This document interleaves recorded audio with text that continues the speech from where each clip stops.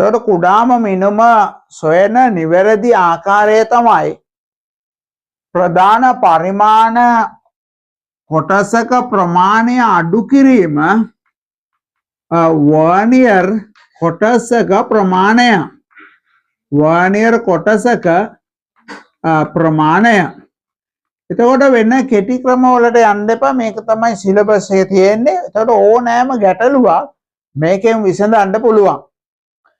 අපි දැන් බැලුවොත් වර්ණාවලි මානයක ප්‍රධාන පරිමාණයේ අංශක 14.5ක් වර්නියර් පරිමාණ කොටස් 30ක් සමග සමපාත වේ.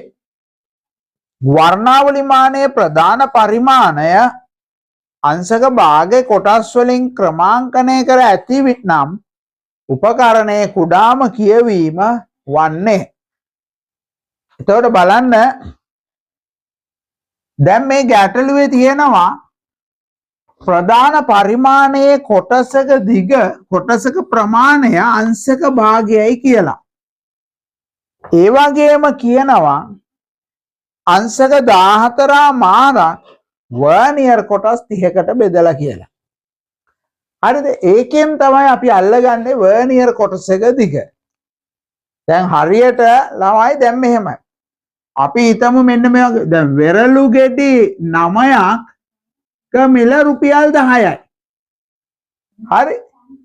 වෙරළු ගෙඩි 9ක මිල රුපියල් 10යි. එතකොට රුපියලකට වෙරළු ගෙඩි කීයද කියලා අහුවොත් ඔන්න ඔය වගේ අපිට මේ ලියන්න වෙනවනේ. අන්න ඒ වගේ කතාවක් මෙතන කියනවා. අංශක 14.5ක් කියන්නේ වර්නියර් කෑලි 30ක්. හරි මේ ගැටලුවේ එහෙමයි තියෙන්නේ. බලන්න කියවලා අංශක 14.5ක් කියන්නේ වර්නියර් කොටස් 30ක් නම් එක වර්නියර් කොටසක් කියන්නේ කීයක්ද? ඉතින් අපිට පේනවා අංශක 14.5 බෙදන්න 30න්. හරි. එතකොට දැන් බලන්න මේකෙන් අපිට උත්තරය එනවා. අපිට මේක සුළු කරගන්න පුළුවන්. මේ 14.5 කියන්නේ විෂම භාගයක් කරොත් දැන් විෂම එතකොට 14 ඒවා දෙක 28යි 28යි 29යි. දෙකෙන් 29 තමයි මේ තියෙන්නේ.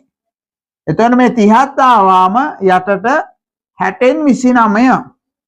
එතකොට දෙකෙන් එක ඍණ 60න් 29.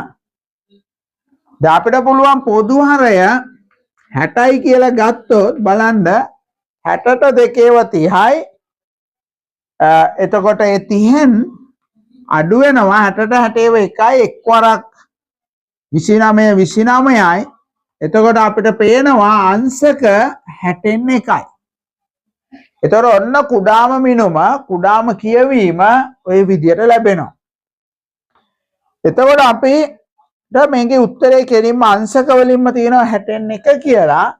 අංශක 60න් එක කියන්නේ කලා එකයි. ඉතින් මෙහෙම තිබුණත් හරි. ඉතින් දැන් අපිට අංශකෙන් 60න් එක කියලා තියෙනවා. ඒ නිසා අපි උත්තරේ තෝරගමු අංක 2.